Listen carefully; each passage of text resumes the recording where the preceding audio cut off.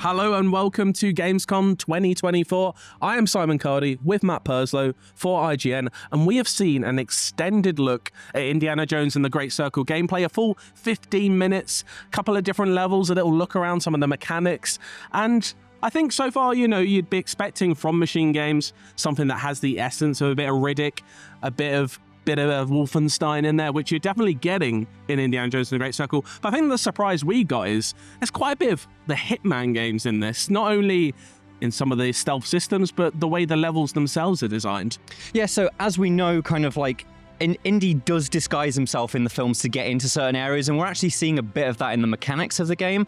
So there will be areas that are off limits, and you'll have to get a disguise, very much like Agent 47, and then you'll go in there, and there are actual enemies that you have to be wary of because they might be able to see through your disguise. And then as you're working through those areas, you've kind of got to do stuff that makes you seem like you're part of them. You know, you might want to have to pour a bottle of wine in one instance to make sure that the Nazis don't think that you're anything more than a humble waiter. Yeah, I mean, it's some of my favorite parts of the Indiana Jones. I'm a huge fan of the films. I just love how funny they are, especially in The Last Crusade, where Indy himself disguises himself as a Nazi, mistakenly gets really close to Hitler and gets him to sign his autograph book. It's a very funny moment. Don't know if we'll get any of that quite in the game, but yeah, as you said, I like the disguise elements that we've seen so far. There's one bit where he's disguised himself as a member of the clergy in the Vatican City to sneak into areas he shouldn't be. I just love that element of it, that sneak into areas, and there's a good level of stealth to this game, which is kind of what I want, because the Uncharted games, which are obviously inspired by Tomb Raider, which in turn inspired by Indiana Jones, very gun heavy. They kind of take the more action hero approach to Nathan Drake, whereas I kind of like that this is more India's core. He's a professor, he's an archaeologist, he's not a super soldier, and we're getting that. And that's not to say that there isn't combat in this game. Outside of stealth, he does like to get himself into a fight, and I know you in particular are quite impressed by the melee system they seem to have in this game. Yeah, so as you were saying with Uncharted is very gun heavy, and kind of like Nate has lots of different weapons that he can use. It seems like Indy's kind of doing the inverse of that, where he's got his revolver, but actually a lot of the combat seems to be fist fighting, and there's actually, it seems to be, at least what we've seen, a reasonably deep fist fighting system. So you've got your usual left and right hooks, but there's also like a dodge and parry system, and obviously you then combine that with the whip, so you can kind of like whip them from the ankle and pull them over, or you can knock their weapons out their hands, so then you can like dive in to get like your strong right hook in. And so yeah, it feels like definitely it's going to have a little bit of that Uncharted, as you say. You can't escape that because Indy is the start of that genesis. But I like that they're focusing on things that are very not like what other archaeology-style adventure games have done in the past. No, and I also like there's a great deal of puzzle solving in this game. Like in that 15 minutes we saw, there was at least 3 or 4 different types of puzzles we saw. Of course, you're going to get like the light and mirror puzzle that you kind of see in all of these types of games, but there was also just a good amount of kind of outside of the box puzzle solving. We don't know to an extent how many different ways you can solve certain objectives in this game yet, but a key tool that Indy has is his journal and his camera. So he'll go around levels and take photographs of clues, and then that'll help him not only solve puzzles and work out ways of completing these levels, but also for everything you successfully take a photo of, you get things called adventure points, which you can then use to unlock perks. We've only seen one of those, I think, so far, but I know it was one that you are also a big fan of because it plays into the films in a very funny way. Yeah, so there is a perk called True Grit, and this is, if you've played Borderlands and you know what the second wind sort of ability in that game is, when you go down, it allows you to come back. It's a second life, essentially. But True Grit, the way it does it, it's perfect. He drops the hat, and then you pick the hat up and put it back on your head. Hopefully it plays the music sting, and then yeah, you get your second life and you get to carry on. I think that's just a perfect way of knowing what the tropes of those films are and finding a way to turn that into gameplay. I think that's super smart. I think they're doing a lot of things to play on your expectations and what you want to see from Indy, which is obviously going in, finding relics, like going into tombs, finding all these historical secrets, but also kind of subverting your expectations. Right at the end of the demo is a funny moment where they drop down into this tomb and you're expecting snakes, but it's actually scorpions. A fun little twist. I mean, he's not a fan of bugs either.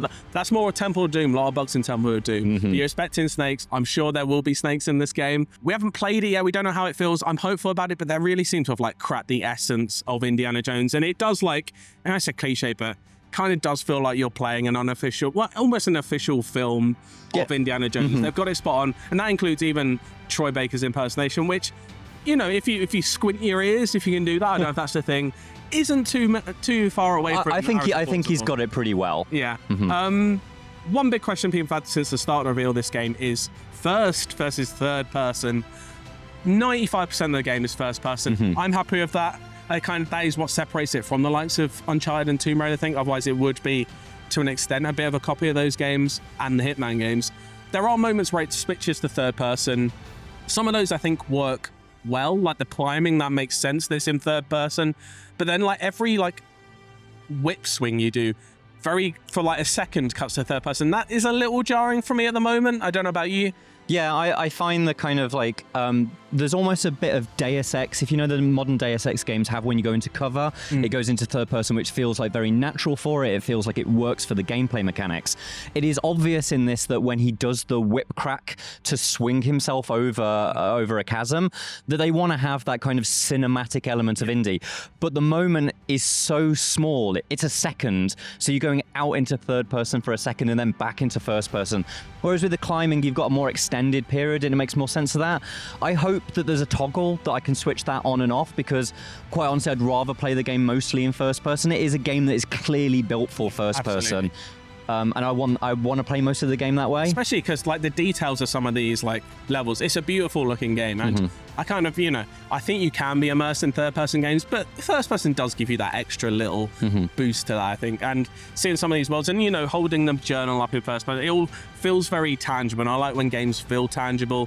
And it's another way they're really, like, encapsulating the feel of the films. I do want to touch on the comedy of it all as well, because I do think it's going to be, like, that's what the Hitman side of, like, Hitman is one of the funniest games you can play because it allows you to do funny things. And I think even in the melee combat, you see, like, funny little, like, slaps and stuff like that, which is very funny. And also the way you can just pick up weapons from around the world. Like, there's a shovel on the floor, pick it up, hit someone with it once, and then that weapon will shatter. So you can't overly abuse that system, but it's fun little ways you can just, like, pick up, not anything in the world, but, you know, pick up little things and just use them, like, kind of a little bit like, you know, old Valve games would with their physics engine, just kind of making weapons from the world. And I know you saw a little bit of Valve design to it. We don't want to overhype how much design work's going into this, but there is a little bit of that in there, I think. Yeah, I think the kind of like the providing as many possibilities within a space as possible.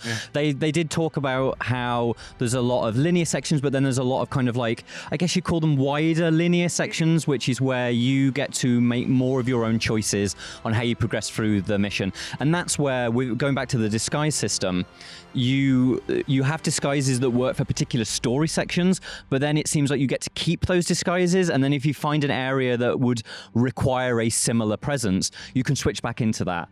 And so that combined with the, like, these slightly more open, a bit like what Chronicles of Riddick had, where it's like, okay, you're in an area, but there's sort of 4 routes that you can see that might go through it, and then, oh, this one is, I can pick up this rolling pin and batter the Nazi with a rolling pin, but then I could maybe grab this guy's gun and fire a few rounds of that off. It's got a bit of that. It's not an immersive sim game in the way that kind of things like what Arcane and Iron Storm back in the day made, but it's got that freedom, which reminds me a little bit of Valve. Valve was always kind of hot on, you're in first person, as long as you can do things around with the environment, you'll find a solution. I'm hoping that's what it's going to get from. That's what it was suggested from what I was seeing. I'm very excited for this game. Like, I was already very excited for this game as a huge Indiana Jones fan. I'm just glad now we've seen an extended bit of gameplay that there is a lot more to it, and I thought we maybe I was just getting a first-person Uncharted, but I like these stealth elements, the disguise elements, a lot more deeper systems than I thought maybe this game would have, and yeah, I can't wait to see more, really. Yeah, fantastic.